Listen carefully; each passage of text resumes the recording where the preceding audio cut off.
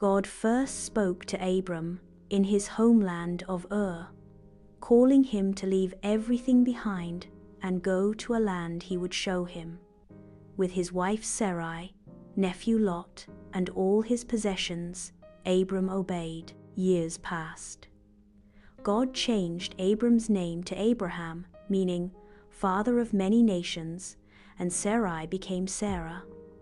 But there was one aching absence. They had no child. When Abraham was 99, God reaffirmed his covenant, promising that Sarah herself would bear a son. It seemed impossible. Sarah was 90, but God asked, "Is anything too hard for the Lord?" A year later, it happened. Against all odds, Isaac was born, his name meaning laughter, a reminder of both Sarah's doubt and God's surprising joy. Abraham loved Isaac deeply. He was the son of promise, the living proof of God's faithfulness. But then, God asked for something that would test Abraham's trust to its very core. Years later, God tested Abraham. He called out to him one day, "Abraham." Abraham responds, his voice filled with solemnity, "Here I am." The divine command pierces the night. "Take your son, your only son, Isaac, whom you love, and go to the land of Moriah. Offer him there as a burnt offering on a mountain I will show you." Early the next morning, Abraham obeyed.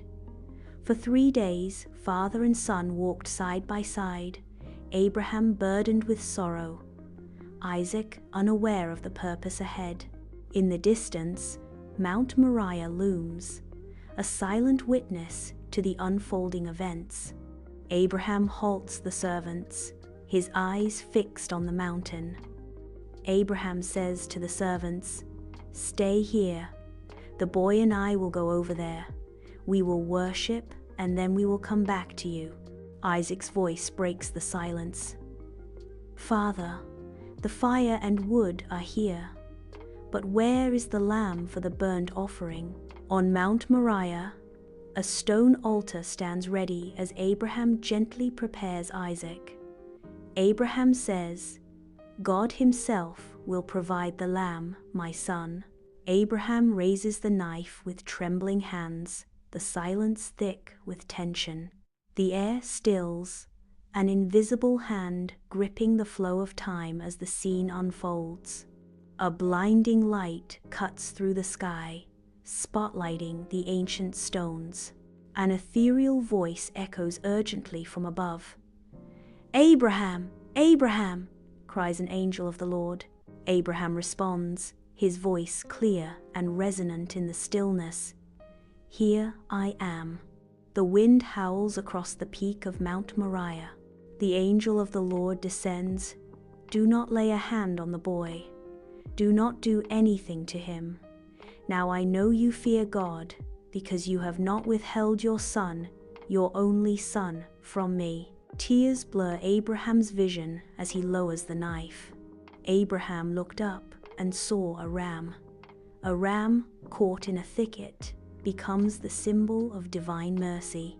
Abraham offered the ram instead and named the place "The Lord Will Provide."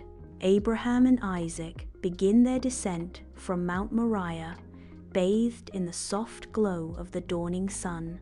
The angel of the Lord called to Abraham a second time, reaffirming the covenant. A divine voice echoes, promising, "Because you have not withheld your son, I will surely bless you. Your descendants will be as numerous as the stars in the sky."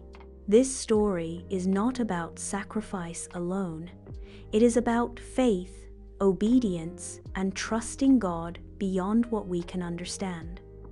Abraham didn't know how, but he believed God would provide. In a greater story to come, God would not spare his own son, Jesus, offered for the sins of the world.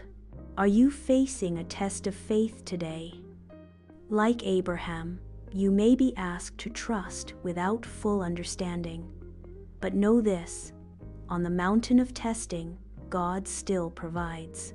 Let this story remind you, true faith obeys, even when it doesn't make sense. God sees, God knows, and God provides.